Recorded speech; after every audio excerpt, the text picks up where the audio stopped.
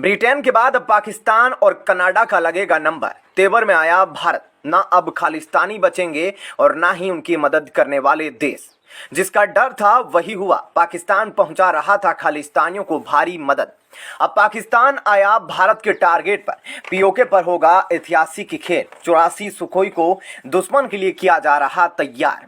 अमृतपाल को लेकर एनएसए अजीत डोभाल ने जो जाल बिछाया था उसमें अमृतपाल फंस गया है। अजीत डोभाल की टीम अमृतपाल के बदन पर ऐसा वार किया है कि उसके शरीर से एक लहू का कतरा भी नहीं गिरा, लेकिन फिर भी अमृतपाल पूरी तरीके से एक्सपोज हो गया। खालिस्तानियों का विरोध प्रदर्शन फ्रीडम ऑफ स्पीच के चलते मौजूदा वक्त में ऑस्ट्रेलिया, अमेरिका, कनाडा और ब्रिटेन में बहुत तेजी से आगे बढ़ रहा था।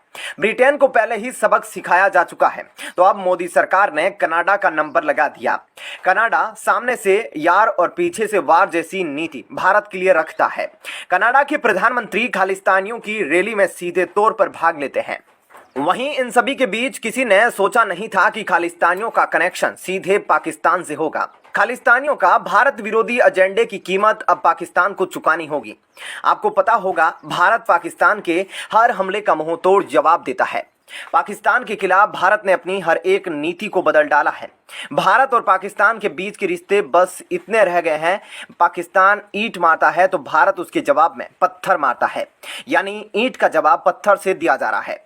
दरअसल खालिस्तानियों से पाकिस्तान ने मोहब्बत की, तो अब यही मोहब्बत उनके लिए सबसे बड़ी मारक साबित होने वाली है। वैसे तो ठीक ही कहा जाता है कि अजीत डोभाल की नीति को पाकिस्तान कभी सपने में भी समझ नहीं सकता।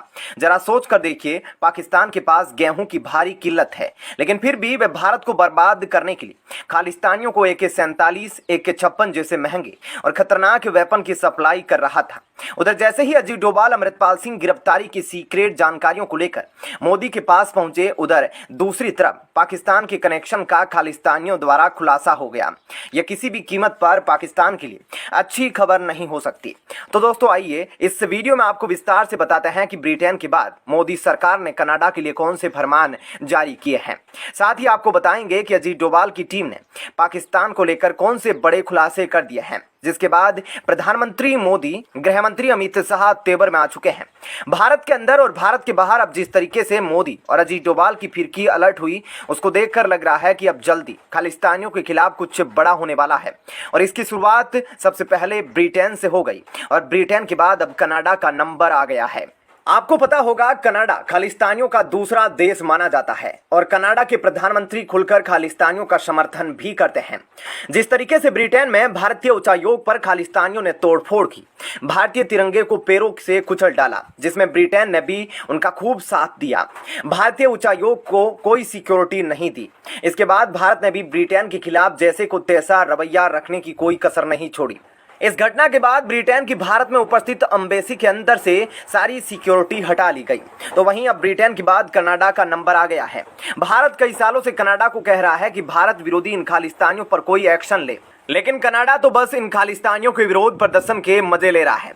ब्रिटेन के बाद अब कनाडा के अंदर भारतीय दूतावास के ऊपर हमले हुए हैं, जिसके बाद भारत सरकार ने ब्रिटेन के हाई कमिश्नर को नोटिस जारी किया और लिखित तौर पर इतनी बड़ी चूक का जवाब मांगा है। भारत सरकार ने कनाडा से जवाब मांगा है कि कनाडियन पुलिस होने के बावजूद भी कैसे खालिस्तानी भारतीय एम्बेसी के अंदर घुस आए। भारत ने कनाडा को इतना तक कहा है, अगर वे चाहते हैं कि भारतीय एम्बेसी कनाडा के अंदर ठीक ढंग से काम करे तो खालिस्तानियों के खिलाफ कनाडा को ठोस कदम उठाना चाहिए। उधर दूसरी तरफ पाकिस्तान, जिसका मकसद है भारत को अंदर से कमजोर करना, तो वह भला कैसे इतने बड़े मोमेंट को अपने हाथों से जाने दे सकता है। अब जांच एजेंसियों ने खुलासा किया है कि पाकिस्तान के ISI सीधे अमृतपाल की कनेक्शन में थी। वहीं पाकिस्तान के senior retired army officer Amritpal के गैंग को ट्रेनिंग भी दे रहे थे। इतना ही नहीं, इस बात का भी खुलासा किया गया है कि पाकिस्तान से बहुत भारी तादाद में खालिस्तानियों को हथियारों की सप्लाई होने वाली थी। पाकिस्तान का खालिस्तानियों का सहयोग करना अपनी तबाही की खुद शुरुआत करने जैसा है, क्योंकि भारत तो पाकिस्तान की गलतियों को ढूंढ रहा है और पीओके का मुद्दा तो हमेशा ही भारतीय सेना के सीने में जल रहा है। बहरहाल इस खबर पर और कोई अपडेट आती है तो उसे अगली खबर में आपको सूचित करेंगे। आइए अब आपको एक और महत्वपूर्ण खबर के बारे में बताते हैं। भारत का सबसे वजनी सुखोई 30 MKI लड़ाकू विमान की तकनीक को लेकर मिनिस्ट्री ऑफ डिफेंस की ओर से एक ऑफिशियल अनाउंस किया गया है। भारतीय रक्षा मंत्रालय की ओर से किए गए इस ऐलान का संबंध सुखोई 30 MKI के अपग्रेडेशन को लेकर है। दरअसल सुखोई लड़ाकू विमान को चीन और पाकिस्तान के किसी भी फाइटर जेट से मुकाबला करने की तकनीक से लेस किया जा रहा है। वैसे तो सुखोई 30 MKI लड़ाकू विमान का उपयोग दुनिया के कई देश करते हैं, लेकिन भारत के पास सुखोई 30 MKI लड़ाकू विमान का जो मॉडल और वर्जन मौजूद है यह किसी भी देश के पास नहीं है। सुखोई 30 MKI लड़ाकू विमान के नाम में जो आई वर्ड शामिल है उसका मतलब ही इंडिया होता है। वहीं सुखोई लड़ाकू विमान का निर्माण रूस ने किया है और समय समय पर रूस सुखोई का अपग्रेड भी करता आया है, लेकिन अब भारतीय वायुसेना के लिए सुखोई 30 MKI लड़ाकू विमान के नए वर्जन निर्माण करने के लिए खुद भारत के हाल ने मोर्चा संभाला है। सुखोई एक भारी भरकम लड़ाकू विमान है जिसकी काबिलियत पर जरा भी संदेह नहीं किया जा सकता। वहीं अब भारत के वैज्ञानिक सुखोई 30 MKI के अगले वर्जन को अपग्रेड करने में लग चुके हैं। भारतीय रक्षा मंत्रालय की ओर से भी सुखोई 30 MKI लड़ाकू विमान को -5वीं पीढ़ी के किसी भी लड़ाकू विमान के सामने टक्कर देने में काबिल बनाने के लिए जमकर फंड भी जारी किया जा रहा है। भारतीय रक्षा मंत्रालय ने भारत इलेक्ट्रॉनिक्स लिमिटेड को सुखोई के लिए उपयोग किए जाने वाले रडार वार्निंग रिसीवर के लिए $115 मिलियन का फंड जारी किया है। दरअसल अब सुखोई लड़ाकू विमान को इलेक्ट्रिक वॉरफेयर की एडवांस तकनीक से लेस किया जा रहा है, जिसके लिए इस लड़ाकू विमान में 129 DR-118 रडार वार्निंग रिसीवर का उपयोग किया जाएगा।